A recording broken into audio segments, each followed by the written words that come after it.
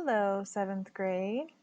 Just wanted to give you some instructions on your language arts digital portfolio that you're going to start this year and roll over into next year. So this time next year, you'll be adding on to this portfolio with all of your work from 8th grade. So you're going to see this template in Google Classroom. You're going to get your own copy, have fun designing it with different colors and images, transitions, quotes, or any other things that represent who you are. And then you're going to start uploading some links to show off all of the great work that you did this year. Eventually, you'll take this with you to high school and be able to look at your writing and your projects and what you've read in the past and be really proud of all of the work that you've done, but also be able to reference any material that you might need to know in the future. All right, so once you've done your title slide, you're going to move on to here. This is your work slide. You can also change the color and font and all of that on here, but keep this list. So this list is going to be basically your directions for this slide.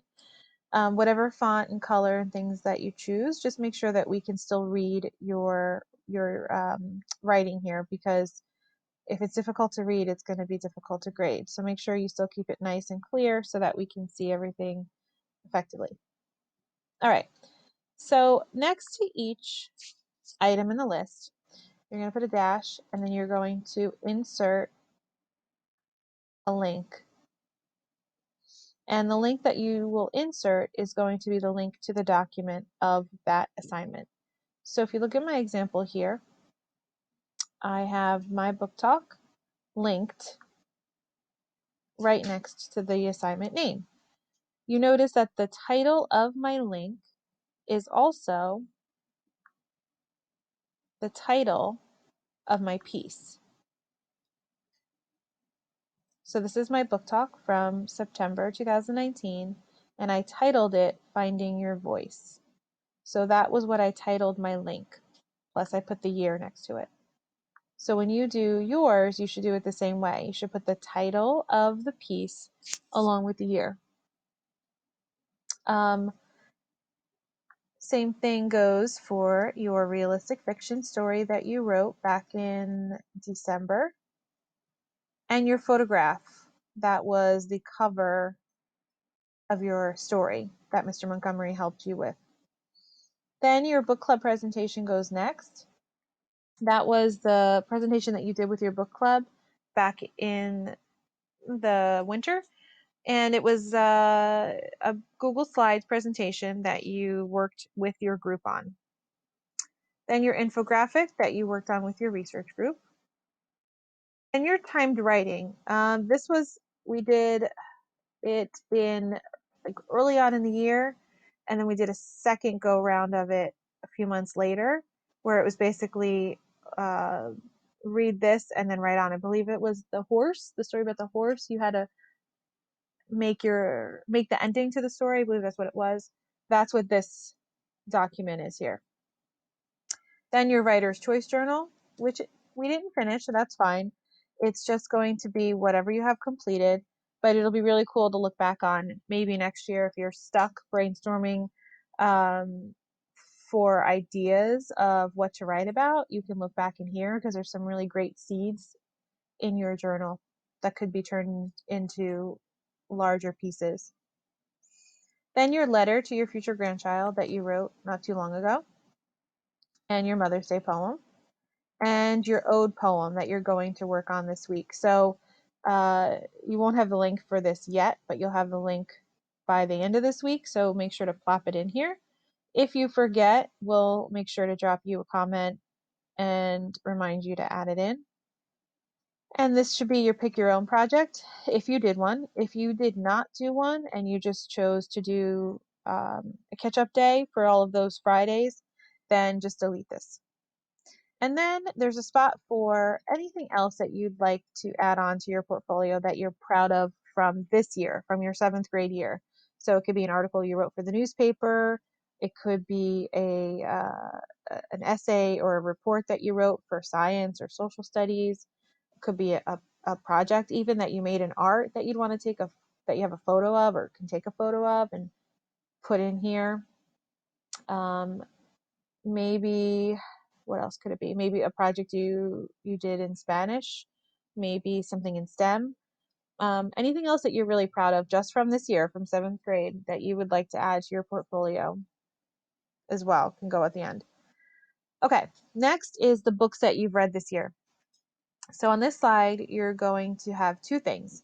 You're going to have a list of all the books that you've read in order from your favorite to your least favorite. Make sure it's the title and the author and that they're both capitalized correctly. Then you're also going to add images of those book covers so we have a nice visual. We can look at the images and get a quick glance of what your variety was in your text that you chose this year. After that is a goal slide. So you're going to put a photo of yourself. That's the first thing. It can be a photo from any time this school year, maybe a photo from earlier on in the year or more recently, like a selfie. Just a photo of yourself that you're happy with. That's from 7th grade. And then you're also going to add in an important goal that you have for the future. So it could be a short-term goal, like maybe you want to start exercising more. Or maybe it's a long-term goal, like maybe you want to work on reading more and you're going to try to read 3 books this summer instead of 1 or 2. It could be an even longer goal, like something for your way ahead future, something that you want to accomplish, big or small. And then you have your grading checklist. This is a great way to end the slides because it gives you a recap of the things that you should have in your portfolio, and it's like a rubric. So it tells you what the points are, and it helps you stay on track and catch up on anything that you forgot. These first 3 things, slideshow shows effort, creativity, and originality. Layout is planned effectively and uses images, transitions, and other digital effects. So this is all about your design.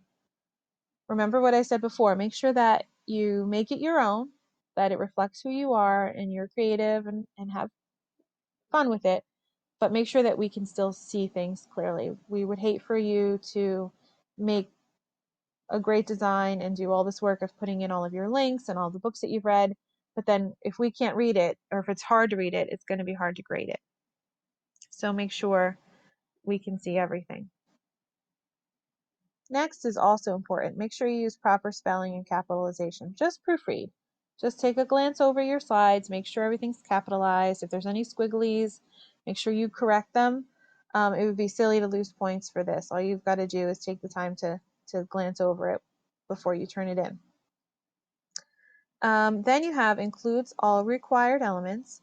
So that's just making sure you've completed all of the directions that are on each slide.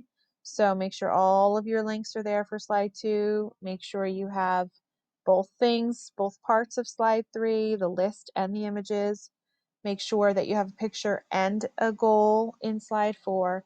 Those are all of the elements that you're required to have. Then make sure your link sharing is set to anyone with link can view. And check that your links, your documents that you linked back up in here in slide 2 are in MLA format. So if you look at mine here, oops, I already have one open. You'll see that it's an MLA format. If you forget, you can look at my example. So you should have Times New Roman, 12 size font, double spaced. Make sure you have your name, the date written this way, teachers' names, your class and periods, and your header should have your name and the page number. Okay. And I think that's it, guys. So like I said, make sure you make it your own, be creative, but make it easy for us to follow and make sure you're not missing anything. If you have any trouble and you need us, let us know. Email us, jot us a comment. We can schedule a Google Meet, or you can schedule one on the sign up sheet that's posted. And we look forward to seeing the collection of all your work from this year. I think that's all I have for you. So good luck. Keep up the great work. We only have a few days left. You guys can do it. We're excited that you've completed your 7th grade year and can't believe that you are almost 8th graders. It's crazy. All right, keep up the good work. You're in the home stretch, and we will see you soon. Bye, guys.